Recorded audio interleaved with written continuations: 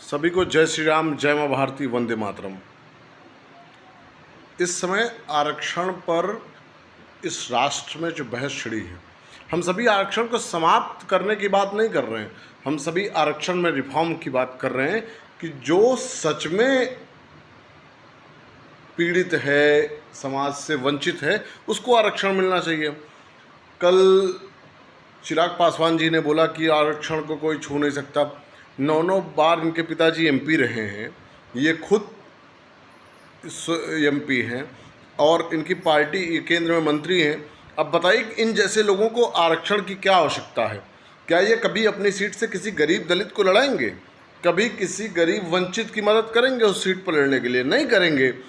मेरा कहने का सिर्फ इतना सा अर्थ है कि इस राष्ट्र में आरक्षण पर चर्चा अवश्य होनी चाहिए और आरक्षण रिफॉर्म अवश्य होना चाहिए। और कुछ लोग ये कह रहे हैं कि जिसकी जितनी हिस्सेदारी उसकी उतनी भागीदारी। तो इस राष्ट्र की अर्थव्यवस्था में यदि आप देखेंगे तो जैन और पारसी समुदाय का सबसे ज़्यादा योगदान है, जबकि जनसंख्या में वो सबसे कम है। तो क्या करें? वो टैक्सेस देना बंद कर दें, वो अपने व्यापार यहाँ से हटा के दूसरे देश में शिफ्ट कर लें, तो लोग भूखे मर जाएंगे।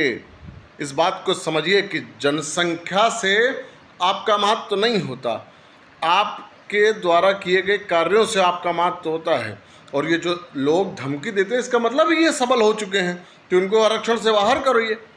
और जिनको सच में आरक्षण है, क्योंकि आरक्षण किसी जात को देखकर नहीं आता देना चाहिए, आरक्षण गरीबी देख के देना चाहिए, क्योंकि गरीबी जात नहीं देखती है, गरीबी वर्ग नहीं देखती, गरीब व्यक्ति गरीब होता है। और मेरा मानना है आरक्षण से ज़्यादा संरक्षण की ज़रूरत है। जय श्री राम, जय माँ भारती, वंदे मातरम।